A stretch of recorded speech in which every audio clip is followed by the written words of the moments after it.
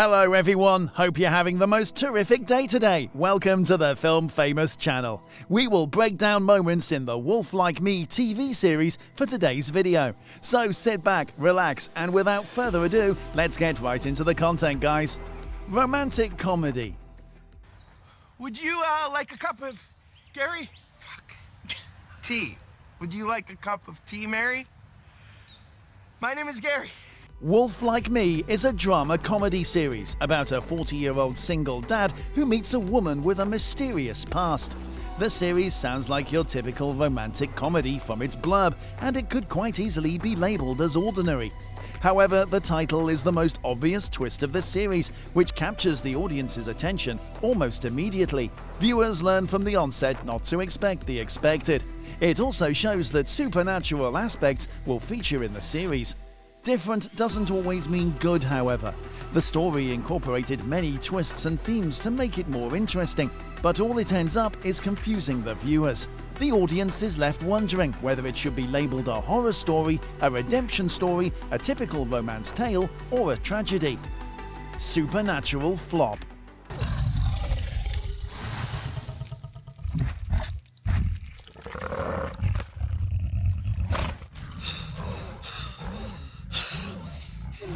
The series has a significant lack of subtlety.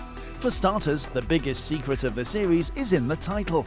The audience begins the series knowing that there is an aspect of the supernatural wolf element, and within the first episode, it's already apparent that Mary is the werewolf.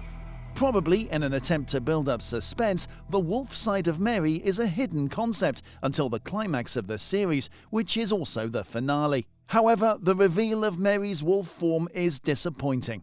The scene is unnecessarily bloody, and the costume definitely could have been done better. That last episode felt like a forceful attempt to make the series more horror-like.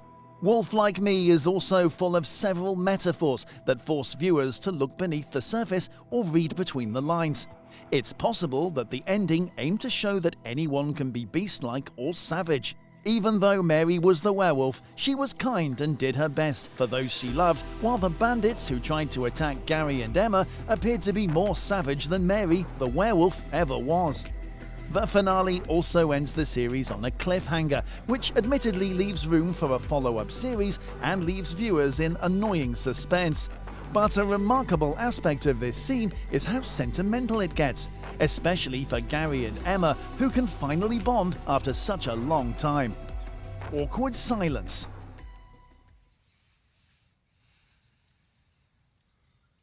You don't have to have that there.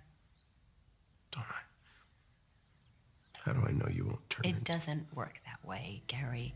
The performance by Gary, Josh Gad, and Mary, Isla Fisher, is remarkable. They give life to the series and portray deep emotions beautifully. Wolf Like Me had unforgettable sweet and tender moments that stood out. However, the series also had a lot of awkward moments. For a drama, the series has many moments of silence. Well, it's more like really long pauses between conversations and lines that start to feel a little weird for the audience. Even though the moments probably created profound moments between lines, they felt unnatural and poorly executed. It also feels like a strange way to create a slow burn romance feel. When Gary and Mary share pieces of their past, the long pauses fail to have the intended dramatic effect. Relationships. Okay. Well, why aren't you upset? I mean, I am, but it's fine. You obviously have your reasons. The critical aspects depicted in the series revolve around relationships. The chemistry between Gary, Josh Gad, and Mary, Isla Fisher is undeniable, which makes even the awkward scenes filled with lengthy silences bearable. However, even the outstanding performance can't make up for the lack of character depth. The series does highlight some critical details about relationships, especially those riddled with baggage and trauma from the past. 1. Toxic romance. I don't want to harm you or Emma, and that's why I tried to stay away from you. Well, you certainly did a really good job of that. You're the one that came to my house, and you're the one that hit me with your car. And I only came tonight because she asked me. Let me tell you, you will never see me again. Good. The show depicted some very toxic relationship traits that caused viewers to cringe. In one scene, Gary orders a cab to follow Mary home. He seems like a creepy stalker. Even the cab driver seems uneasy about the request. Some fans would defend Gary, saying he was just curious to find out more about his suspicious new friend, but he does seem to cross a line. However, in defense of Gary, he had a good reason to be following Mary home. She accidentally took his car keys with her when she ran away from him suddenly. He let himself into her house, and that's when he discovered her secret. This, of course, was not information that Mary was ready to give out at the time. She had no choice but to confess because Gary's intuition put her on the spot. However, the scene makes an obvious point about how easily people can cross lines in a relationship even with no ill intentions. However, it was one of the more touching moments, but one of many cringe moments. Their love story also moves incredibly fast, such that Mary is pregnant by the end of the season.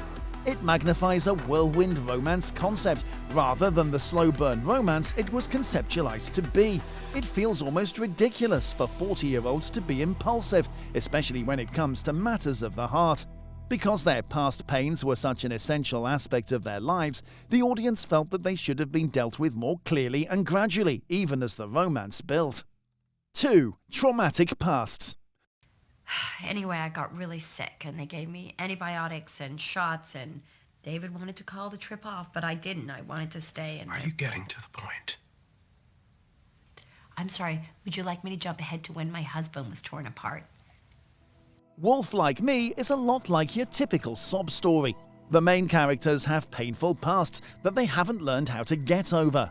Wolf Like Me pays close attention to the details about the traumatic pasts of Gary and his daughter Emma, and showcases the important role that Mary plays in bridging the gap between the father and daughter. The series is full of touching moments when the characters express their feelings freely. However, the same aspect of emotional openness creates emotional conflicts throughout the series. While some may argue that the conflict makes the story interesting, in many cases it's confusing and it simply doesn't work. 3. Father-daughter moments. What should we do tonight? Should we watch a movie?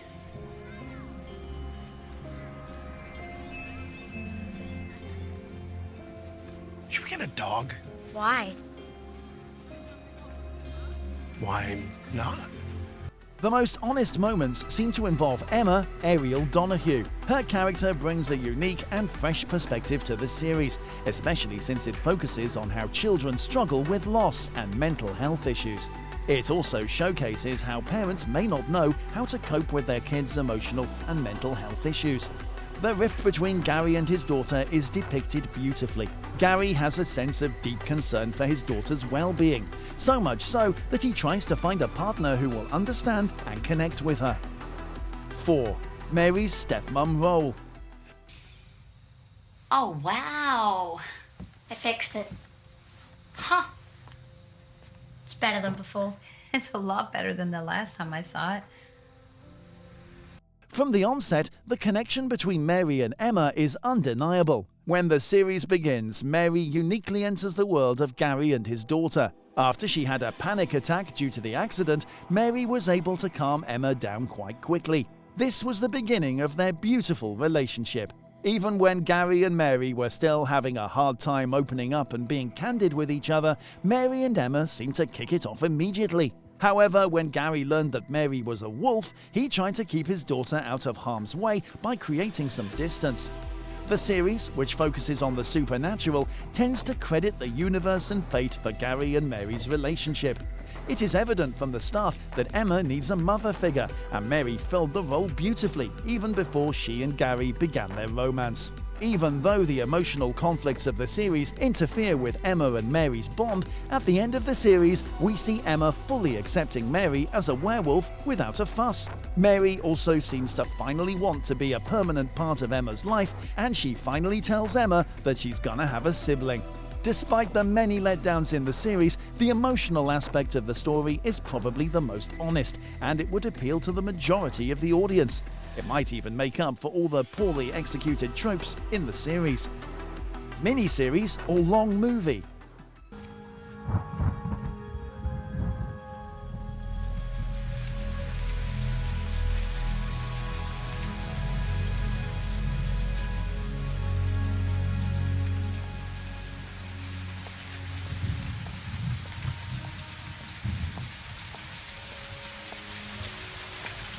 The Wolf Like Me series is so short that you can binge all Season 1 in one sitting.